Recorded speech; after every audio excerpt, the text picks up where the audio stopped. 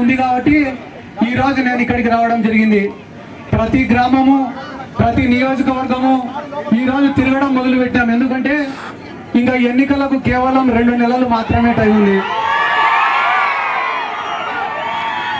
ఇంకా ఆట మొదలు పెట్టాల్సిన దానికి టైం దగ్గరకైంది కాబట్టి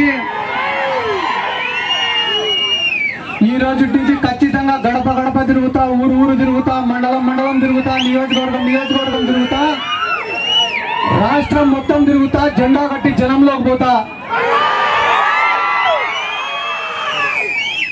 ఎందుకు ఈ మాట చెప్తున్నానంటే ఈ రోజు జగన్మోహన్ రెడ్డి ఒక్కడు ఒకవైపు, రాష్ట్రంలో ఉండే అన్ని పార్టీలు ఒకవైపు.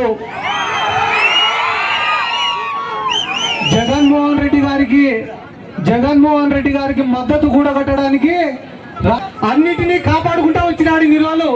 కానీ జగన్మోహన్ రెడ్డి గారు ముఖ్యమంత్రి అయిన తర్వాత ఆయన చేసిన స్కాములు బయట పడినాయి, ఆయన చేసిన అక్రమాలు బయట పడినాయి. చివరికి ఈ రోజు కుప్పంలోనే ఆయన ఓడిపోయే పరిస్థితి వచ్చింది.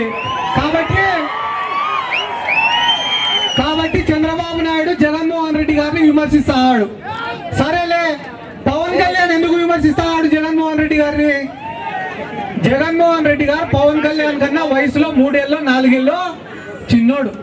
అరే, నాకన్నా చిన్నోడు ఈ రోజు రాష్ట్రంలో దేశంలో ఇంత పెద్ద ఎత్తుకు ఎదిగిపోయినాడే, నేనేమో కనీసం ఎమ్మెల్యేగా కూడా గెలిచలేకపోతానని,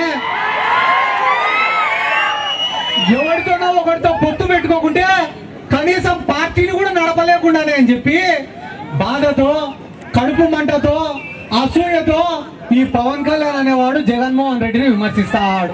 చెప్పిన వాగ్దానాలన్నీ నిలబెట్టుకోవాలంటే అది అయ్యే పని కాదు.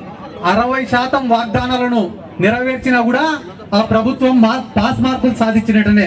కానీ మన రాష్ట్రంలో జగన్మోహన్ రెడ్డి గారు 95% వాగ్దానాలను నిలబెట్టుకున్నాడు. అది కూడా 5 సంవత్సరాల కాలంలో కాదు, కేవలం 3.5 సంవత్సరాల కాలంలోనే. మిగిలిన 1.5 సంవత్సరం కాలం కూడా కరోనాకు పోయింది.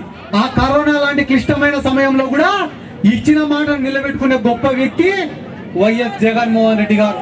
అటువంటి జగన్మోహన్ రెడ్డి గారి కోసం పోరాటానికి నేను సిద్ధం, మీరు సిద్ధమా?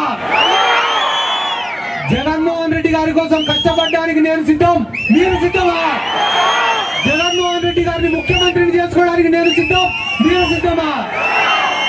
ఇంత ప్రేమగా ఇక్కడికి వచ్చి ఆశీర్వదించిన ప్రతి ఒక్కరికి పేరు పేరున నా ధన్యవాదాలు తెలియజేసుకుంటూ సెలవు తీసుకుంటున్నాను. జై జగన్, జై జగన్, జై జగన్. Thank you.